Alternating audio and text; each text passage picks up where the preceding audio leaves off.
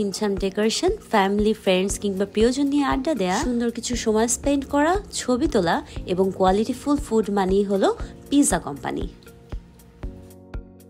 Hello everyone, আসসালামু আলাইকুম, welcome to my another new blog. বরিশালের মধ্যে রিজনেবল প্রাইসে যারা কোয়ালিটিফুল ফুড পেতে চাচ্ছেন, আজকের ভিডিওটা তাদের জন্য। ভিডিও আপলোড দেওয়ার আলসেমির প্রতিযোগিতায় যদি কেউ ফার্স্ট হয় তাহলে সেটা অবশ্যই হব আমি। এই ভিডিওটা বেশ কয়েক মাস আগে করা, ক্লিপগুলো আজকে চোখে পড়তে ভাবলাম এডিট করে আপলোড দিয়ে ফেলি। সব থেকে ইন্টারেস্টিং ব্যাপার হলো ভিডিওতে দেখানো প্রত্যেকটা খাবারের মান এবং টেস্ট এত মাস ধরেও একই রকম আছে।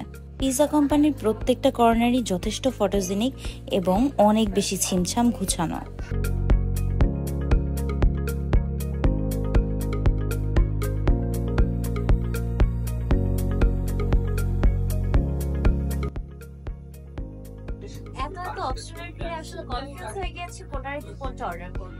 আমি একটা স্মল হোয়াইট সস পাস্তা, সাথে পিৎজা র্যাপ, কয়েক ধরনের স্মুদি এবং একটা ডিনারের জন্য প্ল্যাটার নিয়েছিলাম। খাবার অর্ডার করার পরে ওয়েট করতে করতে আমি বেশ কিছু ছবি এবং ভিডিও নিচ্ছিলাম।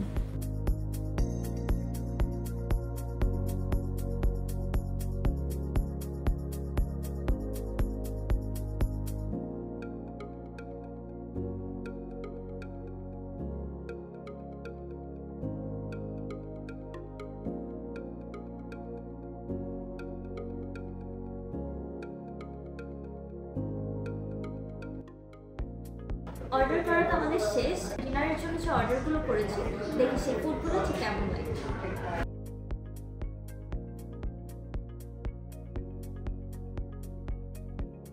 অ্যাজ ইউ ক্যান সি, এই হোয়াইট সস পাস্তাটা ওভেন বেক ছিল এবং একদমই গরম গরম অনেক চিজি এবং ফ্রেশ একটা পাস্তা সার্ভ করেছিল।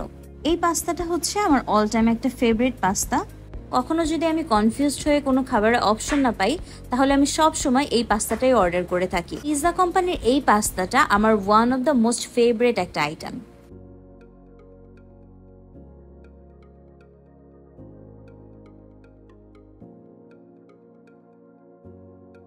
এরপর ক্রাশারের মধ্যে থেকে নিয়েছিলাম স্ট্রবেরি অ্যাডভেঞ্চার, যেটার প্রাইস ছিল মাত্র 100 টাকা। এটাও কিন্তু বেশ মজাদার ছিল। বরিশালে সব রেস্টুরেন্টে কিন্তু ক্রাশার অ্যাভেলেবেল না, আপনারা কিন্তু চাইলে অবশ্যই পিৎজা কোম্পানিতে এটা ট্রাই করতে পারেন। এরপর নিয়েছিলাম পিৎজা র্যাপ। এই আইটেমটা হয়তো তোমাদের কাছে একটু নতুন। পিৎজা র্যাপের মধ্যে পিৎজার সবগুলো টপিংসই অ্যাড করা ছিল, যেমন চিকেন, চিজ, সসেস, মাশরুম সহ আরো অনেক কিছু। এই আইটেমটা সন্ধ্যার হালকা স্ন্যাক্সের জন্য কিন্তু বেশ উপভোগ্য।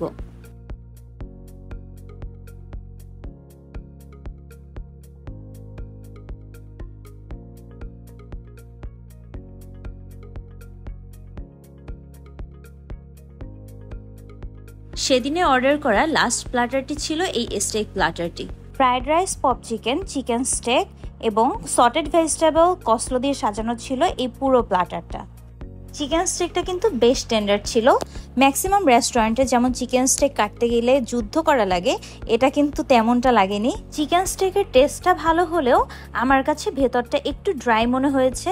যদি আর একটু জুসি হতো তাহলে আরো বেশি ভালো লাগতো। আর সটেড ভেজিটেবলটা এত বেশি ভালো লেগেছিল যে আরো একবার চেয়ে নিতে হয়েছে। সো আমার বস্তার মধ্যে থেকে বের করা পুরনো রিভিউ দেখে আপনাদের কেমন লাগলো অবশ্যই জানাবেন। খুব শীঘ্রই আসছি মিসর রিভিউ নিয়ে। That's all for today. Bye bye.